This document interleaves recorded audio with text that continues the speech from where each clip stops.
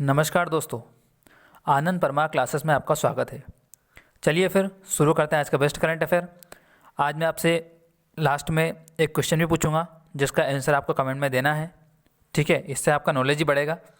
तो इससे पहले मैं आपसे डिस्कस कर लेता हूँ वो क्वेश्चन जो मैंने पिछले वीडियो में आपसे पूछा था। पिछले वीडियो में मैंने आपसे क्वेश्चन पूछा था कि निम्न में से किसने अपने पहले उपन्यास शगी बेन के लिए 2020 का बुकर पुरस्कार जीता है। 2020 का बुकर पुरस्कार मैंने यहाँ पे ऑप्शंस दिए थे आपको। इनमें जो डगलस स्टुअर्ट है, ये जो आप यहाँ पे देख रहे हैं फोटो में, इनका नाम है डगलस स्टुअर्ट। इन्होंने 2020 का बुकर पुरस्कार जीता है। आपसे ये सीधे पूछ सकते हैं एग्जाम में, आपसे इनका उपन्यास भी पूछ सकते हैं जिसका नाम है शगी बेन। ये याद रखिएगा। पहला ऑप्शन दिया था मैंने लुईस ग्लक। ये लुईस ग्लक क्यों न्यूज़ में है, क्यों न्यूज़ में थी, ये भी इन्हें भी इस बार जो साहित्य के क्षेत्र में नोबेल पुरस्कार मिला है। ठीक है, तो ये आने वाली एनटीपीसी के लिए काफ़ी इंपॉर्टेंट क्वेश्चन हो जाते हैं आपके लिए दो। चलते फिर शुरू करते हैं आज का बेस्ट करंट अफेयर। आज का पहला क्वेश्चन है, आज का करंट अफेयर बहुत ज़्यादा इंपॉर्टेंट है क्योंकि आज के करंट अफेयर में बहुत ऐसे क्वेश्चन है जो आपको आपका स्टैटिक जीके काफ़ी स्ट्रॉन्ग कर देंगे। ठीक है, तो आज की वीडियो में बिल्कुल लापरवाही ना करते हुए पूरे कंसंट्रेशन के साथ सुनिएगा। ठीक है, तो पहला क्वेश्चन है, विश्व एड्स दिवस, वर्ल्ड एड्स दिवस कब मनाया जाता है। पहले तो एड्स का फुल फॉर्म क्या है। एड्स का फुल फॉर्म है एक्वायर्ड इम्यून डेफिशिएंसी सिंड्रोम, जो यहाँ पे लिखा है पूरा, ये देख रहे हैं आप। ठीक है, एड्स जो होता है वो HIV वायरस के कारण होता है। HIV वायरस का फुल फॉर्म भी यहाँ पे लिखा है ह्यूमन इम्यून डिफिशियंसी वायरस। तो दोनों के फुल फॉर्म लगभग ईजी है याद करना। ठीक है, तो एड्स दिवस जो हम 1 दिसंबर को मनाते हैं, ये वर्ल्ड एड्स डे है, तो 1 दिसंबर को हम मनाते हैं। ठीक है, वर्ल्ड एड्स डे। इसकी थीम आपके लिए बहुत ज़्यादा इंपॉर्टेंट होती है किसी भी एग्ज़ाम में, और आने वाली एनटीपीसी एग्ज़ाम के लिए तो बहुत ज़्यादा इंपॉर्टेंट है।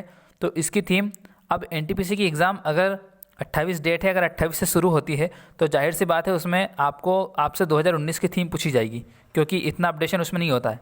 तो 2019 की भी याद रखना है और आपको 2020 की भी याद रखना है। ठीक है, तो 2019 की जो थीम थी वो थी कम्युनिटीज़ मेक द डिफरेंस, और 2020 की जो थीम है global solidarity shared and responsibility. ये जो सॉलिडेरिटी होती है इसका मतलब होता है कि एकता। ठीक है, एकता, सब में यूनिटी, क्योंकि सोलो से बना है सॉलिडेरिटी। सोलो मतलब आपने सुना होगा सोलो परफॉर्मेंस, यानी कि अकेली परफॉर्मेंस एक आदमी की। ठीक है, तो याद रखिएगा global solidarity and share responsibility और 2019 की कम्युनिटीज़ मेक द डिफरेंस। ये दो चीज़ आपको याद रखनी है। आप इसके नोट्स भी बना सकते हैं करंट अफेयर के डेली। ठीक है, चलते हैं अगले क्वेश्चन पे। अगला क्वेश्चन है, बीएसएफ ने अपना 56वां स्थापना दिवस कब मनाया गया। तो बीएसएफ ने जो अपना 56वां स्थापना दिवस मनाया वो मनाया 1 दिसंबर को। 1 दिसंबर को ही क्यों मनाया, क्योंकि 1 दिसंबर 1965 को बीएसएफ की स्थापना हुई थी। ठीक है, इसलिए 1 दिसंबर को बीएसएफ स्थापना दिवस मनाया जाता है। बीएसएफ के जो महानिदेशक हैं वो इस समय राकेश अस्थाना है और इसका हेडक्वार्टर दिल्ली है। ठीक है, राकेश अस्थाना इसके महानिदेशक है। अब मैं यहाँ से जो ये मैंने लिख रखे हैं यहाँ पे थल सेना, जल सेना, वायु सेना दिवस, इनके भी दिवस पूछना चाहूँगा मैं आपसे, तो मैं बता देता हूँ। जो थल सेना दिवस है वो मनाते हैं हम 15 जनवरी को। ठीक है, थल सेना मनाते हैं हम 15 जनवरी को, और जो जल सेना दिवस होता है वो मनाते हैं हम 4 दिसंबर को, और वायु सेना दिवस हम मनाते हैं 8 अक्टूबर को। ये बहुत ज़्यादा इंपॉर्टेंट है। ठीक है, तो ये भी आप याद रखिएगा। आखिरी में इससे रिलेटेड ही मैं आपको एक क्वेश्चन दूंगा। ठीक है, तो चलते फिर अगले क्वेश्चन पे।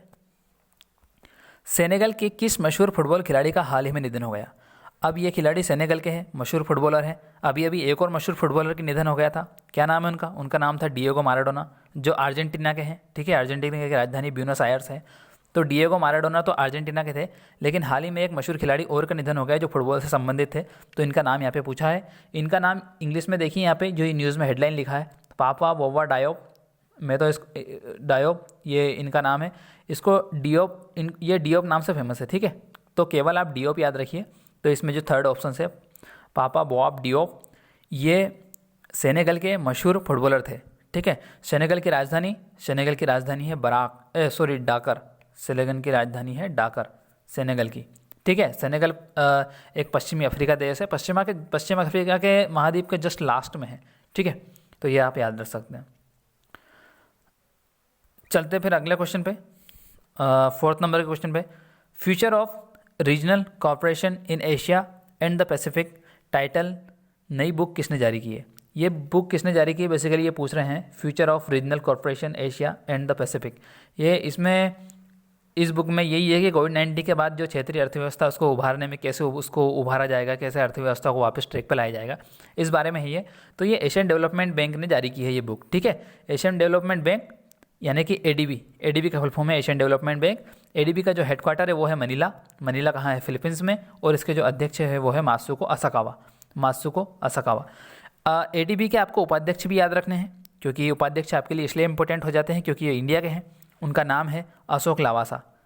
अशोक लावासा, अशोक लावासा का नाम आपको सुना सुना लग रहा होगा, तो वो इसलिए लग रहा हो, इसलिए आपने सुन रखा है नाम क्योंकि ये हमारे पहले चुनाव आयुक्त थे, ठीक है। चुनाव आयुक्त, मुख्य चुनाव आयुक्त नहीं थे, चुनाव आयुक्त थे। मुख्य चुनाव आयुक्त वर्तमान तो सुनील अरोरा है, ठीक है। तो ये हमारे चुनाव आयुक्त थे मुख्य अशोक लवासा, ठीक है। अशोक लवासा, सुशील चंद्रा। तो अशोक लवासा को फिर एडीबी का उपाध्यक्ष बना दिया गया था, ठीक है। तो ये आप याद रख सकते हैं। Future for regional corporation in Asia and Pacific book ADB ने जारी की है। नेक्स्ट क्वेश्चन है फॉर्मूला 1 रेस बहरीन ग्रॉ पे किसने जीती? देखिए फॉर्मूला 1 रेस क्या होता है? गाड़ियों की रेस होती है, इस टाइप की गाड़ियों की रेस जो आप फोटो में देख रहे हैं। और ये स्टार खिलाड़ी है, वर्ल्ड चैंपियन है, हमेशा यही जीतते हैं, महान खिलाड़ी विश्व के लुइस हैमिल्टन, ठीक है। मैं इनको महान और वर्ल्ड नंबर क्यों बोल रहा हूँ? वर्ल्ड नंबर इसलिए बोल रहा हूँ क्योंकि ये अपनी टोटल 95 F1 गाड़ी की रेस जीत चुके हैं। और इनसे पहले एक जर्मनी के खिलाड़ी थे जिनका डायरेक्ट एग्जाम में क्वेश्चन पूछते हैं कि जर्मनी के कौन से प्रसिद्ध खिलाड़ी हैं, तो माइकल शूमाकर, आपने सुना होगा माइकल शूमाकर। ये माइकल शूमाकर क्या था? इन्होंने 51 रेस जीती थी, लेकिन जो लुइस हैमिल्टन है उन्होंने जब अपनी पुर्तगाली ग्रॉपी जीती, पुर्तगाली ग्रॉपी जो F1 रेस जीती उसके साथ इन्होंने 92 जीत ली थी, तो इन्होंने जर्मनी के माइकल शूमाकर का रिकॉर्ड तोड़ दिया। और अब तो खैर ये 95 जीत चुके हैं। तो अभी बहरीन ग्रॉपी हुई है, वो लुइस हैमिल्टन ने जीती है। स्टार खिलाड़ी है, मर्सिडीज़ गाड़ी चलाते हैं ये इस रेस में, और यूके के हैं, यूनाइटेड किंगडम के, ठीक है। तो ये तो आप देखिए, अब क्रिकेट से रिलेटेड कोई भी रिकॉर्ड आए कि क्रिकेट का नए रिकॉर्ड कौन है, तो आप विराट कोहली एक अपने विवेक का इस्तेमाल करके कि हाँ अगर आप ऑप्शन में कंफ्यूज हैं तो आप विराट कोहली टिक कर सकते हैं। और जैसे कि बात करें कि आप गाड़ियों की ये रेस में आप कंफ्यूज है तो आप लुइस हैमिल्टन टिक कर सकते हैं मोस्टली, अगर आपको कंफ्यूज हो रहा है तो, क्योंकि अधिकतर यही जीतते हैं, ठीक है। जैसे कि जो फ्रेंच ओपन होता है, एक फ्रेंच ओपन टेनिस में ओपन, तो फ्रेंच ओपन कई सालों से राफेल नडाल ही जीत रहे हैं। तो आपको कन्फ्यूजन की कोई गारंटी नहीं, आप सीधे राफेल नडाल टिक कर सकते हैं कि फ्रेंच ओपन का नाम आते ही, ठीक है। तो ये कुछ चीज़ें हैं जो आपको एग्ज़ाम हॉल में ही करने की ज़रूरत होती है, ठीक है। तो अगला क्वेश्चन है लोकसभा के नए महासचिव किसे नियुक्त गए हैं? तो लोकसभा के नए महासचिव नियुक्त किया गया है, इनका नाम याद रखिएगा, इनका नाम है उत्पाल कुमार सिंह। यहाँ पे सॉरी, ये छत्रपाल मिसप्रिंट हो गया है, इन छत्रपाल नहीं था, इनका नाम था उत्पाल कुमार सिंह, ठीक है। उत्पाल कुमार सिंह बने हैं लोकसभा के नया महासचिव।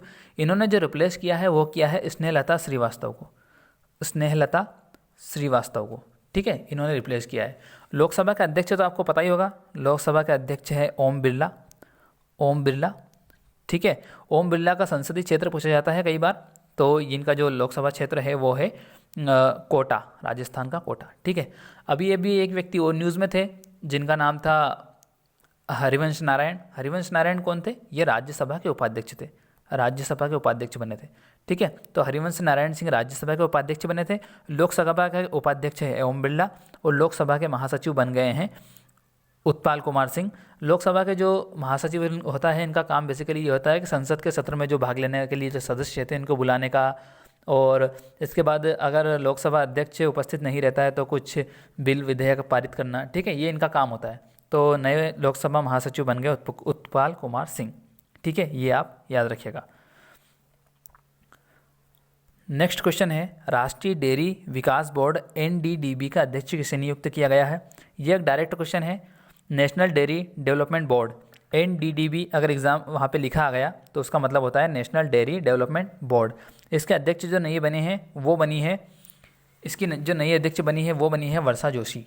वर्षा जोशी इसकी नई अध्यक्ष बन गई हैं, ठीक है। वर्षा जोशी है जो फोटो में देख रहे हैं आप। अभी जो राष्ट्रीय दुग्ध दिवस है, नेशनल मिल्क डे, वो भी निकला था।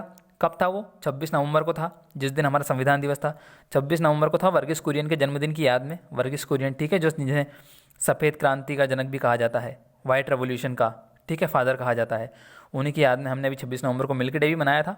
ठीक है, तो ये जो नेशनल डेयरी डेवलपमेंट बोर्ड है इसके अध्यक्ष अब बन गई है वर्षा जोशी। ठीक है, चलते हैं अगले क्वेश्चन पे। और ये थे आज के सारे क्वेश्चन। और अब मैंने आपसे जो कहा था कि मैं आपसे कमेंट में अब एक क्वेश्चन पूछूंगा, तो इस क्वेश्चन का आंसर आप कमेंट में दीजिएगा। मैंने इस तरह से इसे मेज दो कलम के फॉर्म में बनाया है ताकि आपको ज़्यादा से ज़्यादा इन्फॉर्मेशन आप गेन कर सकें। ठीक है, इसके साथ आपके कम से कम 4 क्वेश्चन रेडी होंगे। वैसे पूछा है मैंने 1 क्वेश्चन, लेकिन उसके बदले आपको 4 क्वेश्चन रेडी होंगे। तो ठीक है, तो स्टूडेंट को कभी भी क्वेश्चन के आंसर देने में नहीं कतराना चाहिए। मैंने देखा आप कमेंट में आंसर नहीं देते हो। ठीक है, तो देखिए इसमें आपको ये एक साइड आपके सशस्त्र बल होते हैं जो सेंट्रल आर्म फोर्स ये दे रखा है, और एक तरफ इनके महानिदेशक पूछे आपसे। ठीक है, तो इनके महानिदेशक और इनका आपको मेज द कॉलम मिलाना है। तो ऑप्शंस बताइएगा, का खा गा 4 ऑप्शंस दे रखे हैं, इनमें से कौन सा सही है। ठीक है, तो ठीक है फिर पढ़ते रहिए।